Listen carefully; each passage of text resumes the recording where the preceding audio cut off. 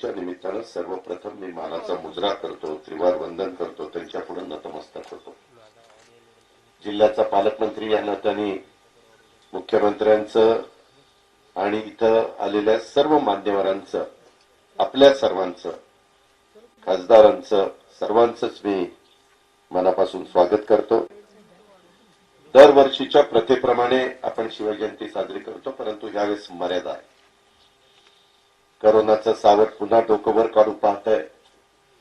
गेल्या वेळेसच्या शिवजयंतीच्या वेळेस तसं कुठलंही आपल्याला काही अडचण नव्हती आणि त्याच्यामुळं राज्याचे प्रमुख या नात्याने पहिल्यांदाच उद्धव ठाकरे साहेबांच्या शुभ हस्ते इथला कार्यक्रम पार पाडला.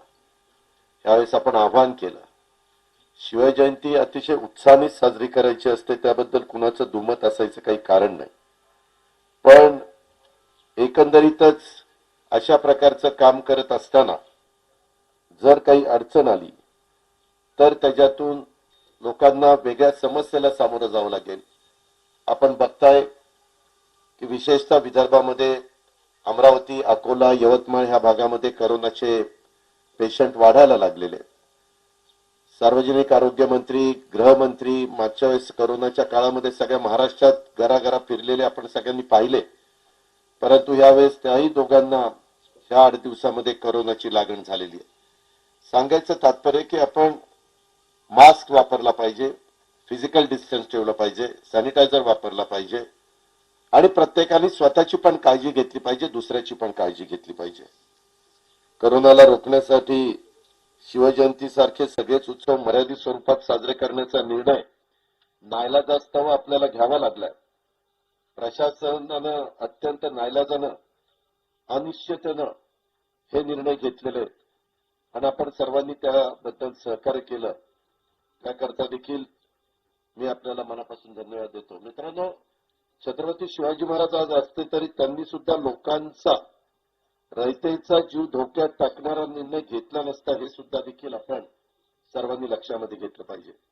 आता बोलत असताना अतुलनी काही माहिती देण्याचा प्रयत्न केला, परंतु ही गोष्ट खरी आहे की महाराजांच्या जीवनातला कुठलाही प्रसंग आपण घ्या, महाराजांनी घेतलेल्या कुठल्याही निर्णयाचा आपण अभ्यास करा. त्यांनी घेतलेला प्रत्येक निर्णय हे स्वराज्याचं हित आणि जनतेचं कल्याण डोळ्यासमोर ठेवूनच घेतलेला होता, हे आपल्या सगळ्यांच्या लक्षामध्ये येईल.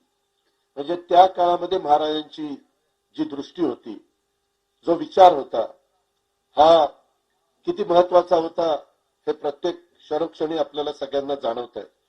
छत्रपती शिवाजी महाराज हे शेतकऱ्यांचे कैवारी होते, रयतेचे राजे होते. त्यांनी स्थापन केलेलं स्वराज्य सत्ता उपभोगण्यासाठी नव्हतं, तर शेतकऱ्यांच्या रक्षणासाठी, रयतेच्या कल्याणासाठी. रयतेला धोका निर्माण होईल असा कुठलाही निर्णय महाराजांनी कदापिही घेतलेला नाहीये. राज्यावर आज करोनाचं संकट आणि जनतेच्या जीवाला असलेला धोका लक्षात घेऊन गेल्या वर्षभरामध्ये सर्व सण उत्सव आणि मर्यादित स्वरूपात आपण सगळ्यांनी साजरे केले. राज्यातल्या जनतेनं देखील सगळ्या निर्णयाचा मनापासून पाठिंबा दिला, सहकार्य केलं.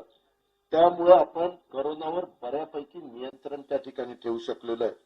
त्याबद्दल मी तमाम महाराष्ट्रातल्या जनतेचा मनापासून आभार मानतो. एक गोष्ट खरी आहे, आज या परिसरामध्ये येत असताना पाठीमागच्या वेळेस स्वतः मुख्यमंत्र्यांनी जाहीर केलेलं होतं की किल्ले शिवनेरीच्या करता 23,50,00,000 रुपयाचा विकास निधी दिला जाईल. आज इथे येत असताना तो निधी आपल्याला पोहोचलेला आहे. गेले 6 महिने आपले लॉकडाऊन मध्ये गेले.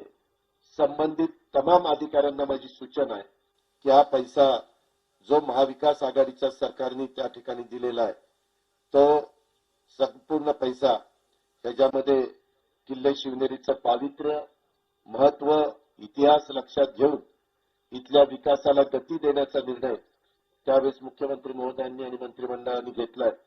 त्यासाठी जो निधी दिलेला आहे त्या निधीचं काम देखील उत्तम प्रकारे झालं पाहिजे, दर्जेदार अशा प्रकारचं झालं पाहिजे, अशा प्रकारची विनंती मी आपल्या सगळ्यांना करतो. अधिक बोलून मी आपल्या सगळ्यांचा जास्त वेळ घेत नाही, परंतु हा निधी आणि होणारी कामं ही शिवछत्रपतीचं जन्मस्थान आणि परिसरातील विकासाच्या करता आहे, याची जाण, याचं भान ठेवून इथली कामं झाली पाहिजेत. काम वेळेत पूर्ण सुरू करून वेळेतच पूर्ण देखील झालं पाहिजे. होणारं प्रत्येक काम हे दर्जेदारच असलं पाहिजे. कामाच्या दर्जात आणि गुणवत्तेत 19-20चा कमी ही देखील खपवून घेतली जाणार नाही. हे मी अतिशय ठणकावून आपल्याला सगळ्यांना जे करणार आहेत, देखरेख जे करणार आहेत, त्या सगळ्यांना या निमित्तानं सांगू इच्छितो. एकंदरीतच आजच्या या कार्यक्रमाचं औचित्य साधून मराठा सेवा संघाने छत्रपती शिवाजी महाराज गौरव पुरस्कार संकेत भोंडवेंना जो दिला, त्यांचंही मी मनापासून कौतुक करतो, मनापासून अभिनंदन करतो. आमच्या या भागाचा सुपुत्र आज देश पातळीवर एक IAS ऑफिसर म्हणून उत्तम प्रकारचं काम करत असताना आम्हालाही मनापासूनचं समाधान मिळतं. डॉक्टर सनातन राऊत यांना शिवनेरी भूषण पुरस्कार मिळालेला आहे, त्यांचंही मी मनापासून कौतुक करतो, अभिनंदन करतो. आणि एकंदरीतच इथल्या सर्वांगीण विकासाच्या करता, राज्याच्या सर्वांगीण विकासाच्या करता महाविकास आघाडीचं सरकार, मुख्यमंत्र्यांच्या बरोबर आम्ही सगळे कुठेही कमी पडणार नाही याबद्दलची खात्री मी या शिवजयंतीच्या निमित्तानं देतो. आजची शिवजयंती महाराष्ट्रातल्या घराघरात आणि प्रत्येकाच्या मनामनामध्ये साजरी होऊ दे असं आवाहन मी करतो. पुन्हा एकदा सर्वांना शिवजयंतीच्या शुभेच्छा देतो. छत्रपती शिवरायांना आणि जिजाऊ माँसाहेबांना वंदन करतो आणि माझे 2 शब्द संपवतो. जय हिंद, जय महाराष्ट्र.